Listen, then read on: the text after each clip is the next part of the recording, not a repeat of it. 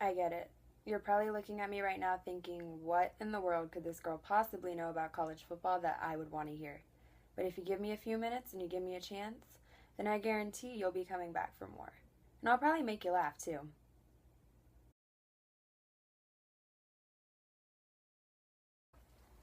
So let's talk about Jimbo Fisher and those Florida State Seminoles. Earlier this week, Jimbo was quoted blaming ESPN and the SEC for all the negative media attention that they've gotten this year.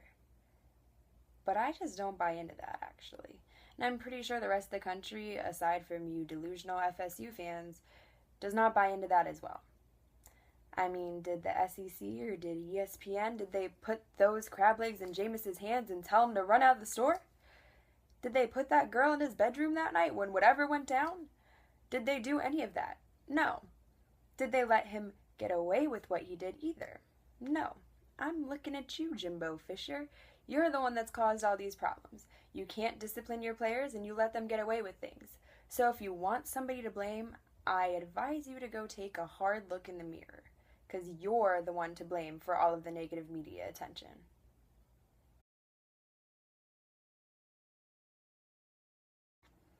Naturally, as a Florida Gator fan, I also have a few words for Will Muschamp. Earlier this week, Will Muschamp was quoted complaining about the fact that his son is asking his dad why fans are chanting that they want him fired. There's a pretty simple answer to this, Will. You get paid millions of dollars to coach one of the elite football programs in the country. And you, instead, run that program into the ground. But there's good news. Maybe you could use some of those millions of dollars that you got from running our program into the ground to help your son feel better. Just give him some of the money and let him snuggle it at night. I don't know. Read him a bedtime story about when the Gators were actually good. How about that one? But whatever you do, don't be complaining to us Gator fans, because I'm pretty sure we don't want to hear it.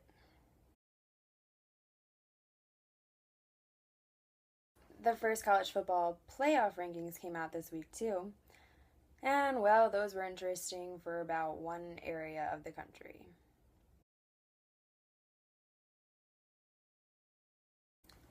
So now I'd like to revisit one of the articles that I wrote at the beginning of the season for SEC East.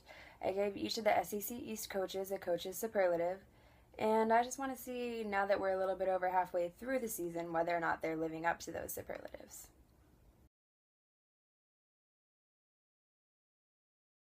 First up is Will Muschamp with most likely to get the boot. And I think there's just one word that I really need to say about that one for you to understand. Yep. Second, there was Coach Mark Richt with most likely to be a bridesmaid. Again. And, well, I might have to explain this one to you, but basically Mark Richt is always the bridesmaid and never the bride. He's never won a championship in his time as Georgia, even though he's been pretty dang good and he's had some good teams and some SEC East championship caliber teams. He's still never really won that championship, and it's always eluded him. And it looks like the same thing is going to happen this year with how strong the SEC West is. Sorry, Mark Richt, you're just going to have to settle for being a bridesmaid.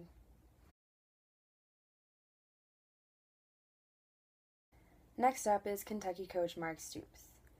I gave him the superlative of most likely to be in his brother's shadow. And, Mark Stoops has actually had a pretty great season at Kentucky. I'm rooting for him this year because it's fun to see the underdog winning. But, regardless of what he does, with his brother at Oklahoma coaching a fantastic team as always, he's still going to be in his brother's shadow. Sorry about that, Mark Stoops. I'm rooting for you, though.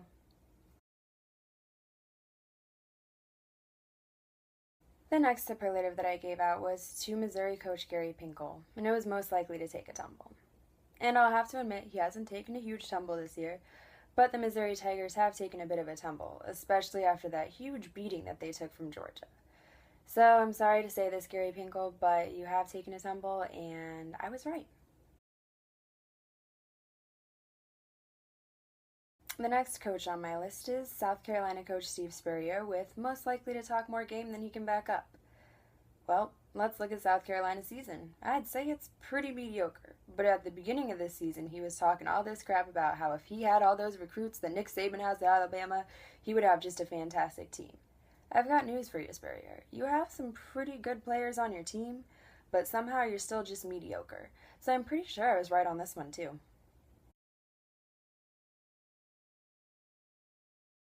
Next on my list is Tennessee coach Butch Jones, with most likely to recruit better than his team plays. His team hasn't played that horribly this year, actually.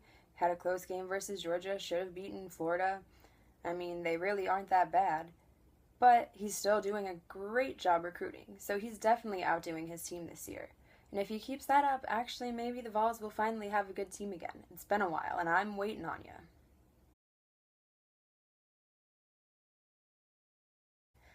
Last but not least is Vanderbilt head coach Derek Mason, with most likely to get hazed.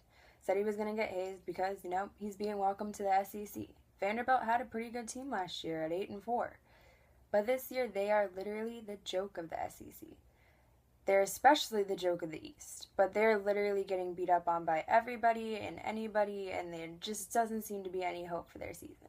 So I'm sorry, Derek Mason, but I was very right. You are getting hazed, and you're getting hazed hard this year. Better luck next year. Make sure to check out my articles on CFB Roundtable, and I will make sure to post more videos for you if you like this one. Share with your friends, do whatever you want. I just want to let you know that I appreciate you.